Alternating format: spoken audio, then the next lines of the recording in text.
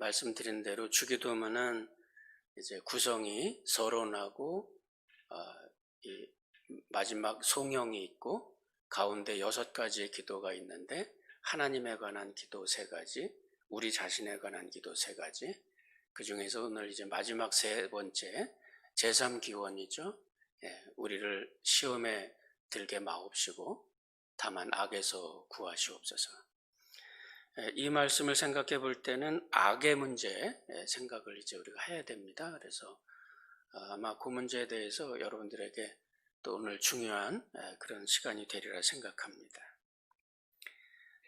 이 주기도문은 그 앞부분이 하나님에 관한, 또 뒷부분이 우리들에 관한 기도. 이렇게 여러분들이 아마 지금 이렇게 생각을 해보시면 이게 뭔가 대칭적인 구조를 만들고 있구나 이렇게 생각을 하시겠죠. 구약에 있는 시편에 있는 그 대부분의 시들, 그 구약에 있는 대부분의 시들은 다 이런 구조를 갖고 있습니다. 우리가 우리말 성경에선 잘 그게 드러나지 않는데 히브리어 성경으로 이렇게 보게 되면 그 구조가 거의 대부분이 다 그런 대칭 구조들을 갖고 있어요. 그래서 앞부분에서 하고 있는 이야기가 뒷부분에 가서 다시 강조가 된다든지, 또 앞부분의 내용이 뒷부분과 어떤 대칭 구조를 이루면서 어떤 말씀을, 교훈을 준다든지 여러 가지 그런 다양한 구조들이 있습니다. 어떤 경우는 아주 엄격하게 음률까지 맞춰가면서 그렇게 대칭 구조를 만드는 때가 있고, 어떤 때는 의미를 가지고 대칭 구조를 이룰 때가 있습니다. 이 주기도문은 그 음률까지 맞추기는 어렵죠. 이게 히브리어가 아니라 헬라어이기 때문에. 그런데 그 구조는 대칭 구조를 정확하게 만들고 있고, 또 교훈조차도 대칭 구조를 이루고 있습니다. 그래서 앞에 하나님의 나라에 관한 기도가 나왔잖아요. 이 뒷부분에는 사단의 권세에 대한 이야기가 나오면서 이게 대칭 구조를 이루면서 뭐를 우리들에게 일러스트레이션으로 이렇게 보여주는 그림이 뭐가 있느냐면 하나님의 나라가 통치하는 방법, 그리고 사단의 왕국이 통치하는 방법이 대칭 구조로 나오면서 사단은 우리들에게 유혹과 죄, 사망으로 통치하고 하나님은 우리들을 의와 생명으로 통치합니다. 사단은 죄에 대한 값을 치르는 방법으로 통치하고 하나님은 용서와 사랑의 방법으로 통치를 합니다. 이 2가지의 방법이 다르고 이 2가지의 구조가 달라요. 그러니까 이 악을 이해하고 유혹을 이해할 때는 하나님의 나라와 비교를 해가면서 하나님의 나라를 우리가 생각할 때 악의 구조, 그러니까 사단의 왕국의 구조가 아니라는 것을 우리가 분명히 이해를 해야 됩니다. 이것이 베이직한 그런 이해가 돼야 돼요. 이 말씀을 이해하는데.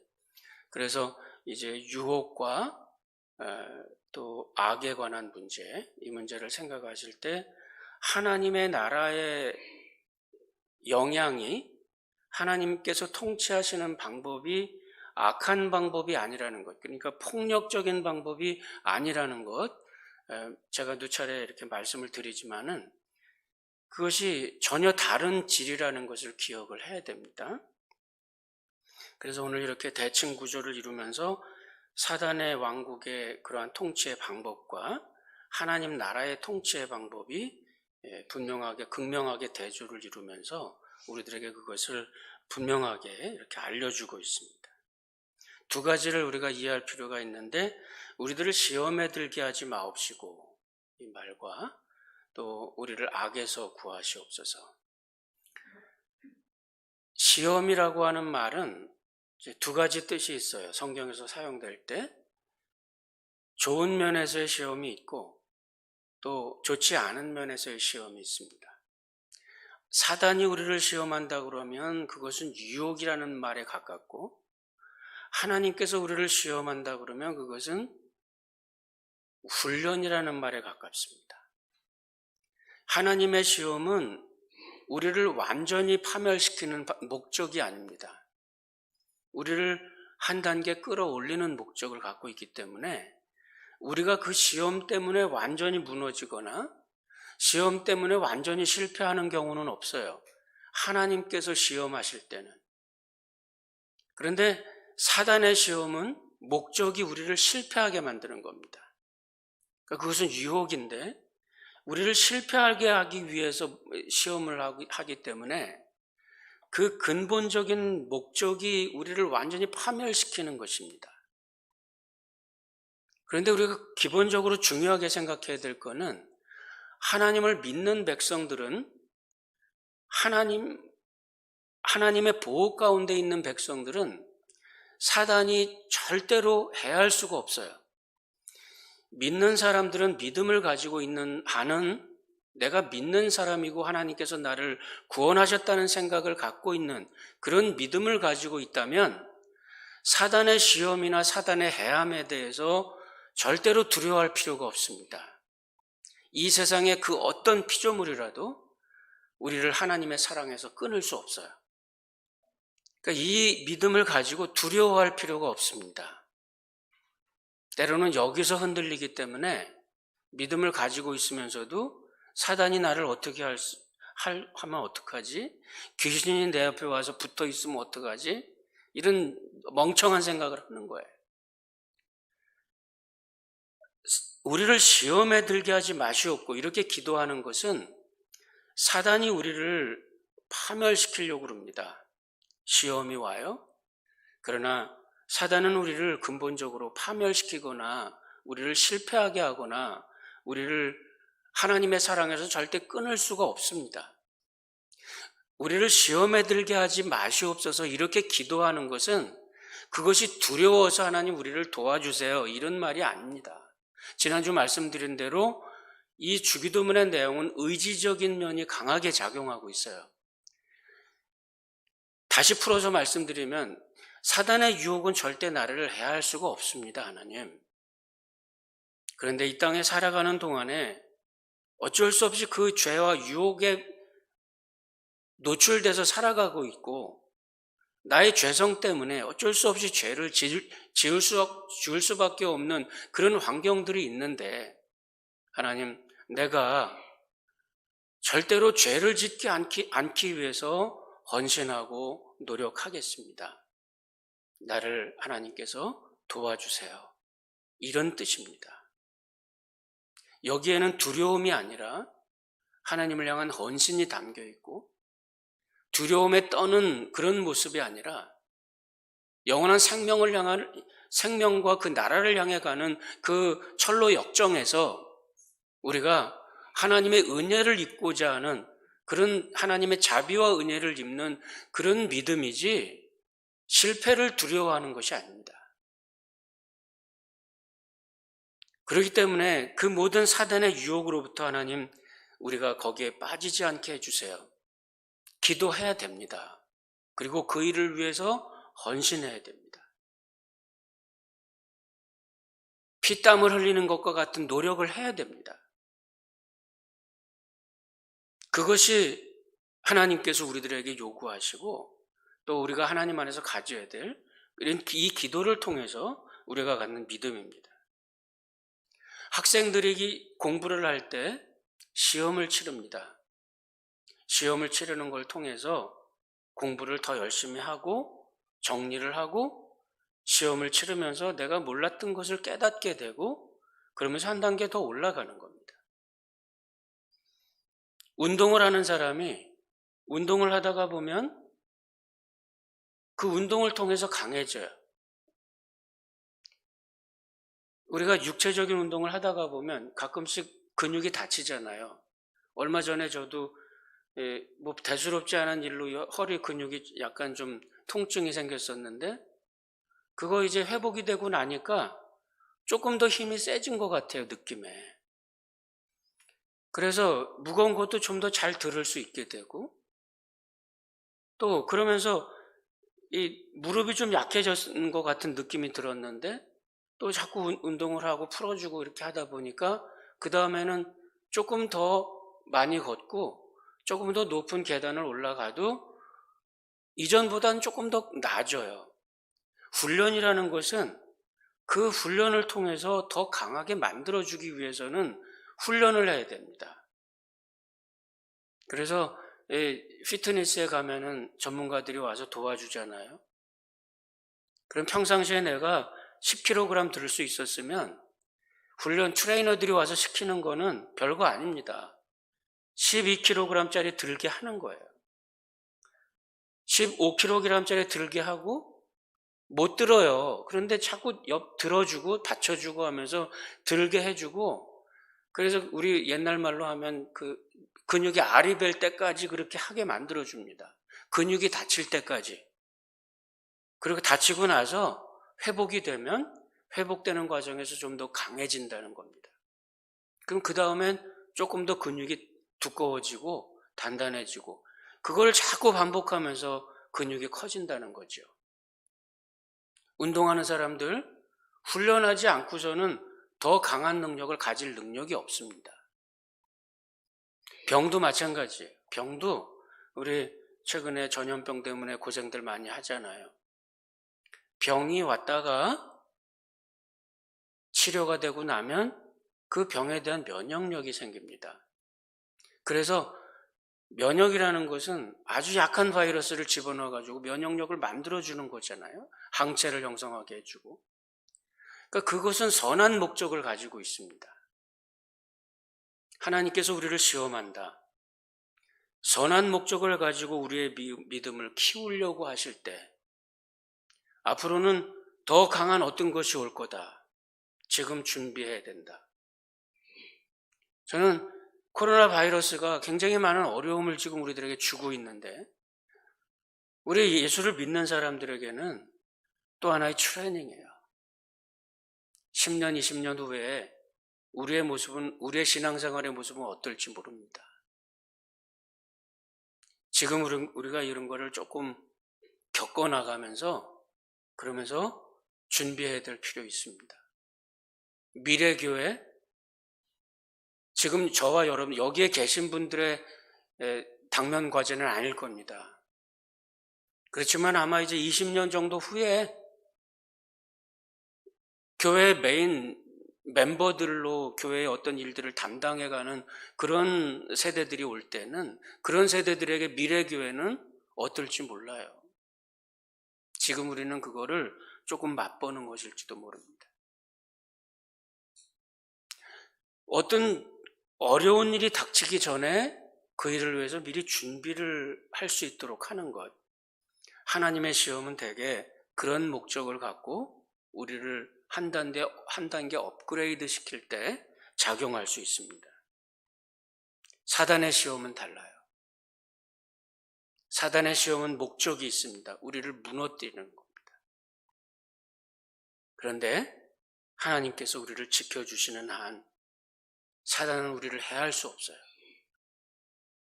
우리에게 닥치는 그런 믿음과 그런 유혹들을 우리가 잘 견디고 물리치고 이렇게 하면서 우리들의 믿음은 한 단계 더 나아갑니다.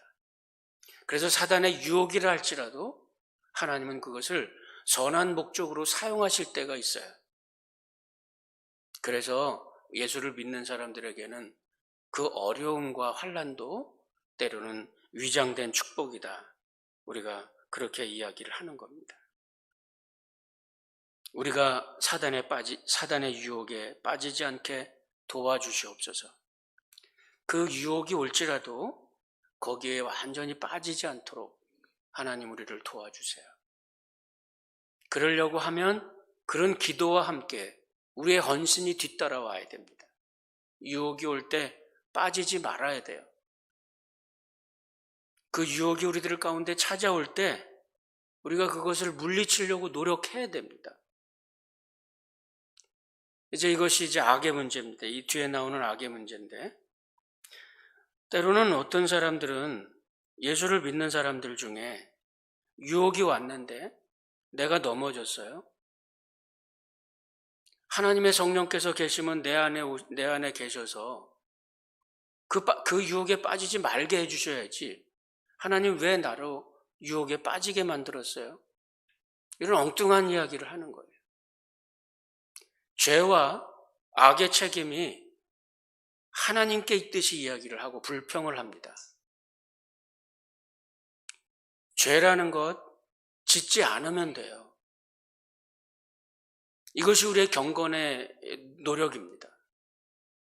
하나님 왜 나를 죄짓게 만들었어요? 하나님 우리를 죄짓게 만들지 않아요. 우리의 사단의 유혹에 대한 우리들의 헌신과 결심이 부족해서 때로는 거기에 빠지는 겁니다. 우리 힘으로 하기는 어렵습니다. 그러나 그렇기 때문에 기도하는 거고, 더 그렇기 때문에 하나님의 성령의 능력에 의지해서 성령께서 우리를 도와주시는 그 은혜 가운데에서 우리는 날마다 죽는 연습을 하는 겁니다. 그리스도께서 내 안에 사시도록, 우리가 하나님의 성전이기 때문에 성령께서 내 안에서 역사하시고 내가 그 안에서 성령으로 충만한 삶을 유지하게 할 수 있도록 성령 충만하라라고 하는 것은 명령이에요. 성령 충만이 나에게 뭐가 이렇게 더 씌워져 가지고 되는 게 아니라 성령 충만은 내가 계속해서 노력하고 헌신하는 겁니다. 그런 가운데 우리는 하나님의 미션을 수행할 그럴 능력들이 생기는 겁니다. 때로는 우리가 악의 문제를 이야기할 때 누가복음에서는 우리를 악에서 구하시옵소서 이 내용이 없고 마태복음에서 나오고 있는 내용인데 둘 다 같은 내용입니다. 왜 그러냐면 유혹에 빠지지 않게 하시옵소서 이 말하고 악에서 우리를 구원하시옵소서라는 말과 같은 말이에요.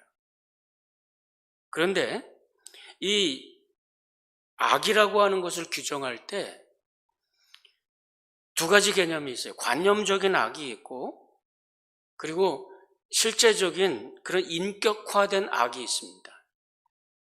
관념적인 악이라는 것은 어떤 것을 말하느냐면 실존하는 게 아니에요. 하나님의 선은 실제 존재하는 겁니다. 악은 하나님의 선이 빠진 거예요. 하나님의 선이 빠져 있을 때 이것을 악이라고 이야기하는 겁니다. 태초에 하나님이 왜 악을 만들어 놓으셨어요? 에덴 동산에 악이 왜 있어가지고 아담과 하와가 악을 행하게 만들었어요? 하나님께서 거기에 만들어 놓으신 에덴 동산 그 완벽한 세계는 악이라고 하는 것은 가능성으로만 존재하는 거지 악이 존재하는 게 아닙니다. 하나님의 선이 거기에 있는데 하나님의 명령이 있고 하나님의 존재가 있는데 하나님을 거역하고자 하는 마음, 하나님을 떠나려고 하는 마음, 이것이 악이에요. 근데 그것은 아직 가능성으로만 존재하는 겁니다. 우리가 자유의지를 가진 그런 가장 아름답고 완벽한 피조물인 이상은 그 하나님을 떠나는 악이라는 것은 가능성으로만 존재해요. 그런데 그 악을 가능성으로만 존재하는데 악한 자는 있습니다. 악한 자가 행하는 악한 죄는 존재해요. 하나님을 떠나려고 하는 마음을 갖고 하나님의 계명을 떠나서 내가 하나님의 계명을 떠나서 벗어나봐야지 이런 마음을 가지는 것이 악이고 이것이 실제로 행동으로 나올 때 이것이 죄가 되는데 실제 그 마음은 우리들의 마음 가운데 존재하고 그것으로 내가 죄를 짓는다 그러면 선악을 알게 하는 나무를 먹지 말라고 했는데 먹었다고 하면 그러면 그것은 죄로 나에게 존재하고 죄인은 존재하는 겁니다. 때로는 우리가 이것을 그 악을 뭔가 실존하는 어떤 것처럼 어떤 귀신처럼 존재하고 영으로 존재하는 것처럼 취급해가지고 이것이 우리들에게 악을 짓게 만들었어요. 이렇게 하면서 우리들의 그 윤리적인 그러한 모든 잘못들을 벗어나 보려고 하는 그런 잘못된 마음들. 요즘 현대 철학과 현대 심리학들이 여기에 대한 아주 잘못된 생각들을 사람들에게 넣어줘가지고 우리가 무슨 죄를 지었는데 심리학자가 와가지고는 네가 죄를 지어서 사람을 죽여서 그건 네 잘못이 아니야. 네가 어렸을 적에 보니까 부모님들과 이런 상처를 입고 살아가지고 이것이 너에게 내면 속에서 이런 것이 있어서 이것 때문에 그래. 그러니까 너 그것 때문에 죄의식 갖지 마. 이게 무슨 엉뚱한 이야기를 갖다가 놓고 우리들의 윤리적인 모든 책임과 잘못들을 자꾸 잊어버리게 만들고 희석하고 악이라고 하는 것, 그 악이라고 하는 것, 이것을 자꾸 추상적으로 만들고 분명한 인격화된 악이 그것이 우리들로 하여금 우리들의 마음속에 죄를 짓게 만들고 유혹에 떨어지게 만드는데 이 윤리적인 책임을 자꾸 희석시키는 거예요. 하나님이 마치 죄의 근원인 것처럼 말하고 있을 수 없는 일입니다. 어떤 사람들은 그 악의 귀신, 사단이 있고 귀신이 있어가지고 내가 무슨 죄를 지었다. 귀신이 나에게 와가지고 죄를 짓게 만들었어요. 그 유명한 그 신학교에 유명한 어떤 그런 그 강의를 하는 교수님의 일화가 있습니다. 뭐 제가 얘기를 하면은 다 알 수 있을 만한 그런 곳이기 때문에 제가 거기에 대한 구체적인 이름은 제가 밝히지 않겠습니다만 신학교 학생 두 사람이 어느 날 와가지고 시험을 좀 한 주 연기해 줘야 되겠습니다. 그래서 왜 그러냐?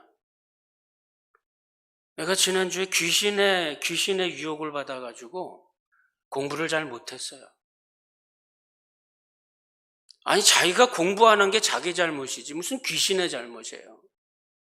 그게 신학생 입에서 나오는 말입니까 이게? 그럼 귀신을 쫓아내야지.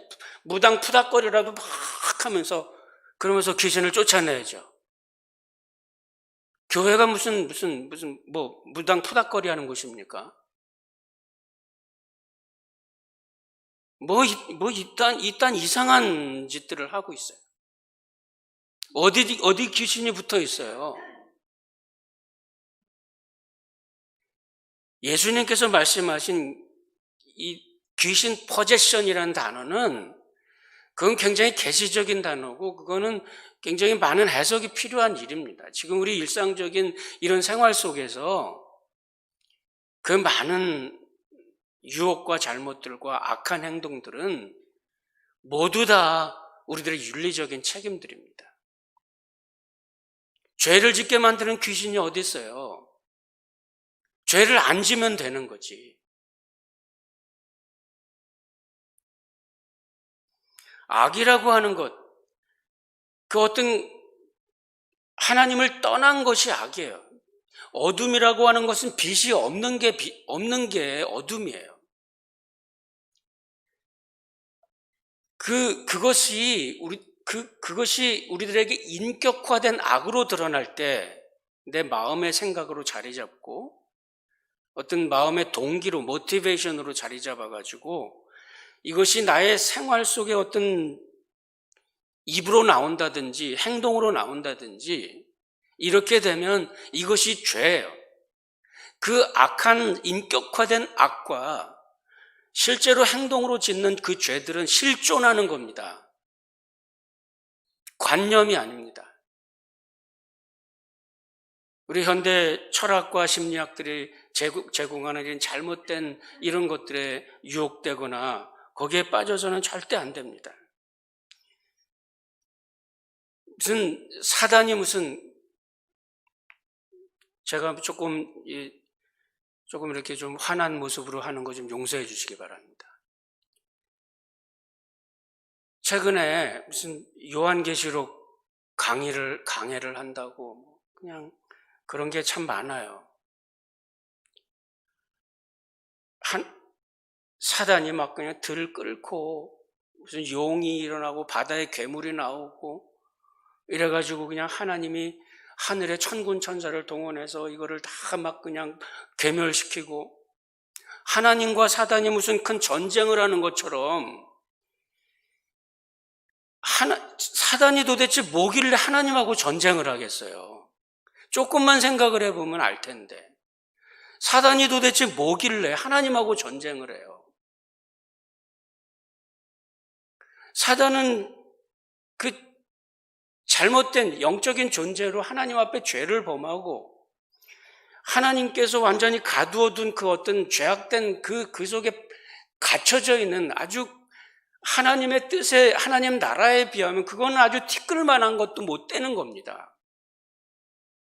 우리가 죄를 짓고 그 사단의 유혹에 빠져가지고 거기에 같이 빠져버렸어요. 그래서 우리가 같이 귀신하고 같은 감옥에 있으면서 귀신이, 사단이 너무 커 보이는 거예요. 하나님께서 보실 때 이게 무슨 전쟁거리겠냐 말이에요. 귀신이, 사단이 일어났다고 그래서 하나님이 무슨 12영 더 되는 천사를 데리고 와서 거기서 무슨 전쟁을 하겠어요, 하나님이. 말도 안 되는 이야기죠. 요한계시록의 그 내용들은 그 당시에 그 묵시록의 그 어떤 형태를 가지고 그 당시 교인들에게, 당시에 로마 군대가 있잖아요. 그 로마 군대의 그 위용과 그 군사의 그러한 모습들, 여러분들 생각해 보세요. 한번 10만의 대군이 성을 둘러쌌다 생각해 보세요. 그거 자체가 두려움입니다. 로마에서는 예루살렘을 공격할 때 20만이 내려왔어요. 20만이. 티터스 장군이 20만을 데리고 왔어요. 돌 위에 돌 하나 남지 않고 다 완전히 괴멸시켜버렸습니다. 그 당시 예루살렘에 얼마 되지도 않는 그 민간인들, 그 사람들을 학살하려고 20만 군대가 내려왔어요. 정예군 20만 군대가. 그 위용을 보면 이건 그냥 생각만 해도 벌벌 떠는 겁니다. 요한계시록의 그 일러스트레이션은 바로 그런 거예요. 그런데 요즘 여러분들에게 100만 대군을 갖다 놨어요. 그럼 어떨까요? 100만 대군 모아져 있으면 거기 폭탄 하나 하면 끝나는 거예요. 요즘 전쟁은 그런 전쟁 아닙니다. 요한계시록의 그 일러스트레이션은 그건 그 당시 교인들에게 위로와 하나님의 은혜와 이제 다시 오실 하나님 나라를 보여주는 그 위용을 보여주기 위해서 로마 군대의 일러스트레이션을 사용한 겁니다. 거기에 불말과 불병거, 실제로 이 공격을 할 때 사용하는 말 그 앞부분에다가 이 화염을 만들어 놓고 이 병거에다가 화염을 만들어 갖고 그것이 돌진에 들어가면 그 어떤 군사들도 그걸 막을 능력이 없어요. 이걸 가지고 무슨 하늘의 비행 접시라고 말하고 이것을 무슨 UFO라고 말하고 또 거기 가서 아멘 아멘 하고 있는 사람들, 난 참 그 사람들도 웃겨요. 이게 도대체 무슨 뚱땅지 같은 이야기들을 하고 있는 건지.